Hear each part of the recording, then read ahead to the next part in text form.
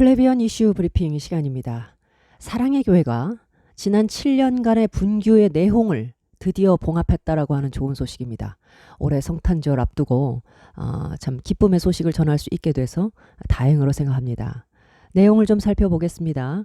서울 사랑의 교회 오정현 목사가 성탄절을 앞두고 담임 목사의 반대 측과 화해했다. 한국교회의 대표적인 대형 교회가 지난 7년간 겪었던 내홍을 화합으로 마무리한 것이다.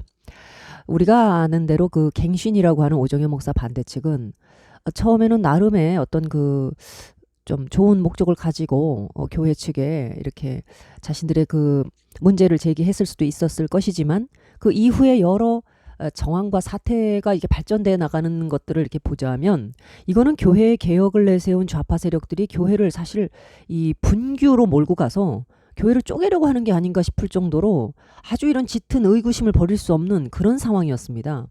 그 교회 갱신이 자체 안에서도 무슨 횡령이니 비리니 그 분열도 그래서 결국 그 갱신이 하나가 4개로 쪼개지는 일들도 막 있었지 않습니까?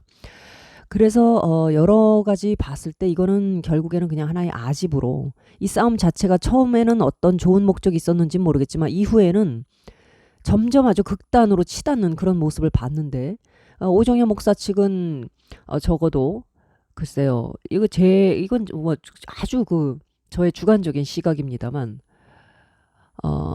영성을 놓치지 않으려고 상당히 애를 쓰는 모습을 제가 봤기 때문에 이 경건과 영성의 능력을 결국 놓쳐버리는 쪽이 지는 것이다. 그쪽으로 완전히 매몰되고 정의니 무슨 뭐 형평성이니 해가면서 이렇게 이런 정의의 차원에서 교회의 문제를 해결하려고 하는 사람들 대부분이 이 영성을 놓쳐요. 은혜의 힘을 놓친다 이 얘기입니다.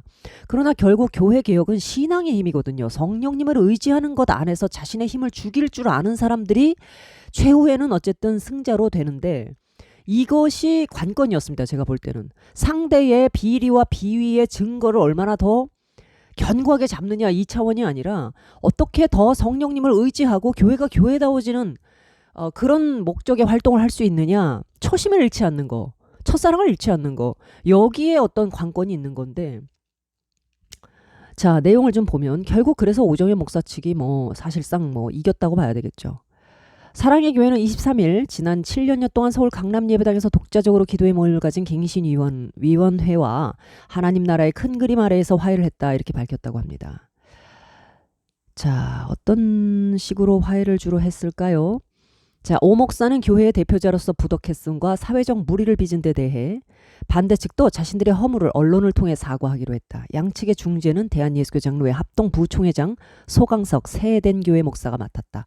소강석 목사님이 이 양측에서 아주 중재를 열심히 하신 모양입니다. 그래서 어떤 문제가 잘 해결됐다고 하니까 자, 감사한 일이네요.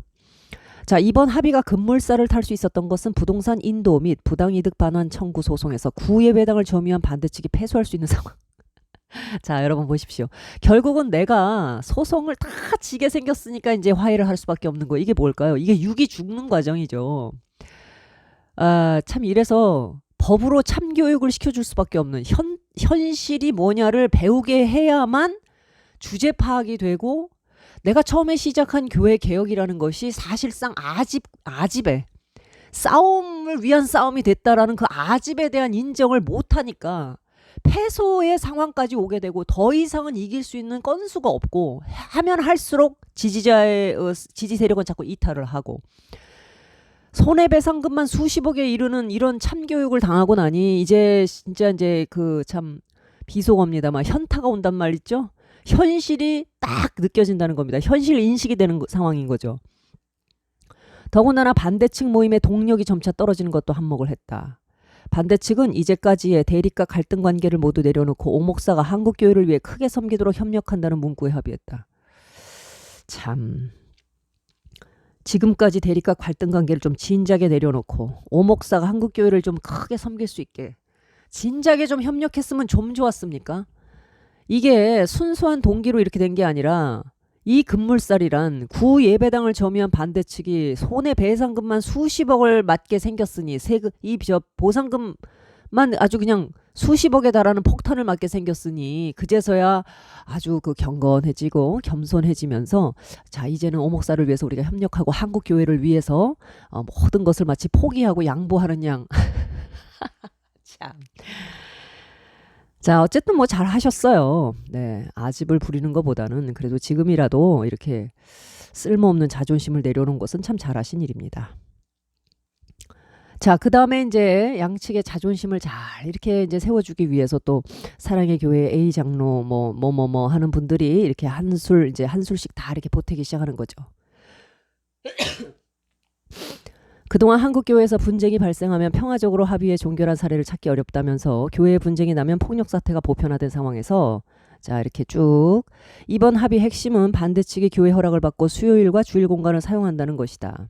결국 하나의 교회로 합치지는 못한다는 얘기입니다. 그러나 이렇게 오정현 목사 측에서 공간을 활용할 수 있도록 이 교회의 모든 재산권, 처분권 이런 것들이 공동의회에 의해서 오정현 목사가 목회자의 지위를 이미 확정한 상태예요. 오정현 목사를 목사의 지위에서 날려버렸기 때문에 한때는 갱신이가 자기네가 이기는 것처럼 굉장히 환호성을 치르고 했지만 이 부분을 다시 위임을 다시 해줬죠. 노회가.